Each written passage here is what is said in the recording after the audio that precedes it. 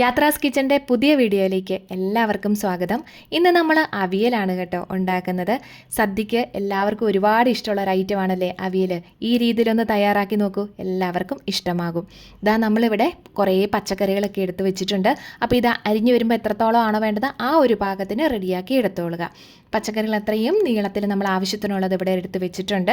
ഇനിയിപ്പോൾ ഇതിനെല്ലാം കൂടെ നമുക്കൊരു ചട്ടിയിലേക്കാക്കി മാറ്റാവുന്നതാണ്. വാഴയ്ക്ക അരിയുമ്പോൾ അതിനെ വെള്ളത്തിലേക്ക് അരിഞ്ഞിടണം. അതിൻ്റെ കറയൊക്കെ ഒന്ന് മാറിക്കിട്ടാനും നിറം മങ്ങാതിരിക്കാനുമാണ് അങ്ങനെ ചെയ്യുന്നത്. അതുപോലെ ചേന അരിയുമ്പോൾ കയ്യിൽ ഇത്തിരി വെളിച്ചെണ്ണ തൂവിയിട്ട് ചെയ്യുകയാണെന്നുണ്ടെങ്കിൽ ചൊറിച്ചിലൊക്കെ മാറിക്കിട്ടും. മാത്രമല്ല ചേനയെ അരിഞ്ഞിട്ട് പുളിവെള്ളത്തിലോട്ട് ഇടുകയും ചെയ്യണം കേട്ടോ. അല്ല ചില ചേനയ്ക്ക് നല്ല ചൊറിച്ചിലുണ്ട്. ഇനിയിപ്പോൾ അതത്രയും നമ്മൾ ആ ചട്ടിയിലേക്ക് മാറ്റിയിട്ട് കൊടുത്തിട്ട് കുറച്ച് കറിവേപ്പിലയോട് ഇട്ട് കൊടുക്കുന്നുണ്ട്. പിന്നെ വേണ്ടത് കുറച്ച് മഞ്ഞൾപ്പൊടിയാണ്. പിന്നെ ഒരു കളറിന് വേണ്ടിയിട്ട് നമുക്ക് ഇത്തിരി കാശ്മീരി മുളക് പൊടി ചേർത്ത് കൊടുക്കാവുന്നതാണ്. നമ്മൾ ഈ ചട്ടിയിലേക്ക് ഇട്ട് വെച്ചിരിക്കുന്ന പച്ചക്കറിയുടെ കൂട്ടത്തിൽ തന്നെ പച്ചമുളകും കൂടെ ചേർത്തിട്ടുണ്ട് കേട്ടോ. ഇനി കറിക്ക് ആവശ്യത്തിനുള്ള ഉപ്പ് നമുക്കിതിലേക്ക് ചേർത്ത് കൊടുക്കാവുന്നതാണ്. പിന്നെ വേണ്ടത് വെളിച്ചെണ്ണയാണ്. വെളിച്ചെണ്ണ നമുക്കൊരു 1 ടേബിൾ സ്പൂണോളം തന്നെ ഒഴിച്ചു കൊടുക്കണം. എന്നിട്ട് കൈകൊണ്ട് നല്ല രീതിയിൽ ഈ പച്ചക്കറികളും പൊടികളും മസാലകളും എല്ലാം കൂടെ കൂട്ടിയിട്ട് നന്നായിട്ടൊന്ന് തിരുമ്മി യോജിപ്പിക്കുക. ഇങ്ങനെ വെളിച്ചെണ്ണയൊക്കെ ചേർത്ത് നമ്മൾ തിരുമ്മി യോജിപ്പിച്ചെടുക്കുമ്പോഴാണ് കറി വെന്ത് വരുമ്പോൾ നല്ലൊരു സ്വാദാണ്, നല്ലൊരു മണമൊക്കെ ഉണ്ടാവും കേട്ടോ. നമുക്ക് സദ്യക്കൊക്കെ കിട്ടുന്ന അതേ രീതിയിൽ തന്നെ നമുക്ക് ഈ രീതിയിലൊന്ന് തയ്യാറാക്കി എടുക്കാവുന്നതാണ്. അപ്പോൾ ഇതാ നല്ല രീതിയിൽ പച്ചക്കറികളൊക്കെ ഒന്ന് തിരുമ്മി നമ്മളിവിടെ യോജിപ്പിച്ചെടുത്തിട്ടുണ്ട്. റെസ്റ്റ് ചെയ്യാനൊന്നും വെക്കേണ്ട കാര്യമില്ല, അപ്പോൾ തന്നെ തയ്യാറാക്കി എടുക്കാവുന്നതേ ഉള്ളൂ കേട്ടോ.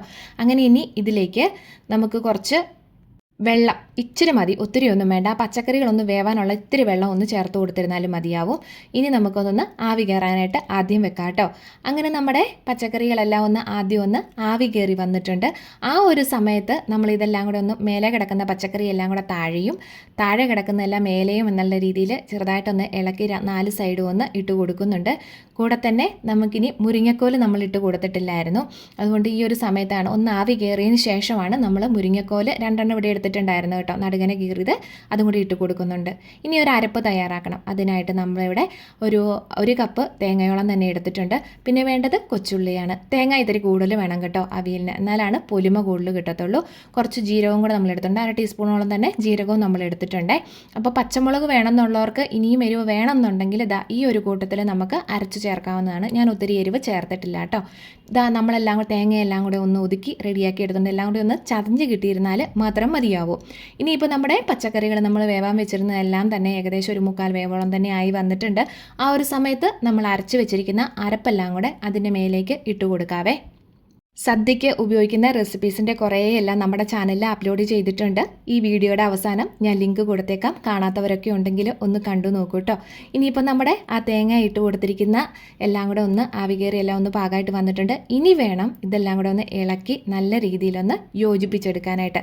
മഞ്ഞൾപ്പൊടിയും ഈ പറഞ്ഞ പോലെ തന്നെ നമ്മൾ ആദ്യം ചേർത്തിരുന്നത് കൊണ്ടാണ് പിന്നീട് ഞാൻ അരപ്പിനായിട്ട് മഞ്ഞൾപ്പൊടി ചേർത്ത് കൊടുക്കാഞ്ഞത് കേട്ടോ. അതുപോലെ തന്നെ നമ്മൾ ഈ വെളുത്തുള്ളിയോ പോലുള്ള കാര്യങ്ങളൊന്നും അവിയലിൽ ഉപയോഗിക്കാറില്ല. അപ്പോൾ ഇതാ നമുക്ക് ആ തേങ്ങയെല്ലാം കൂടെ ഇട്ട് കൊടുത്തിട്ട് നന്നായിട്ടൊന്ന് ഇളക്കിയും കൂടെ കൊടുക്കുന്നുണ്ടേ. ഇനിയിപ്പോൾ ഒരുപാട് നേരമൊന്നും മൂടി വെക്കേണ്ടതായ യാതൊരുവിധ കാര്യമില്ല. എല്ലാം ആവി കയറിയും അതുപോലെ തന്നെ തേങ്ങയുടെ അരപ്പും എല്ലാം റെഡിയായിരിക്കുന്നതാണ്. ഇതെല്ലാം കൂടെ നമുക്കൊന്ന് യോജിച്ച് കിട്ടിയിരുന്നാലും മാത്രം മതിയാവും. അതുകൊണ്ട് തന്നെ നമ്മൾ ജസ്റ്റ് ഒന്ന് ഇളക്കിയിട്ട് തോർത്തിയിട്ട് കൊടുക്കുന്നത് മാത്രമേ ഉള്ളൂ. അപ്പോൾ കുഴച്ചിട്ട് എടുക്കുന്നവർക്കാണെന്നുണ്ടെങ്കിൽ നല്ല രീതിയിൽ കുഴച്ചിട്ടെടുത്തു. നമ്മൾ ഒരുപാട് കുഴച്ചങ്ങനെ ഒരു പരുവത്തിൽ എടുക്കുന്നില്ല. അത്യാവശ്യം പാകത്തിനുള്ള, അതായത് ഒരുപാട് ഗ്രേവി പോലുള്ള അങ്ങനെ ആ രീതിയിലല്ല എടുത്തിരിക്കുന്നത് കേട്ടോ. ഇനിയിപ്പോൾ നമ്മളിത് വാങ്ങി വെച്ചിട്ടുണ്ട്.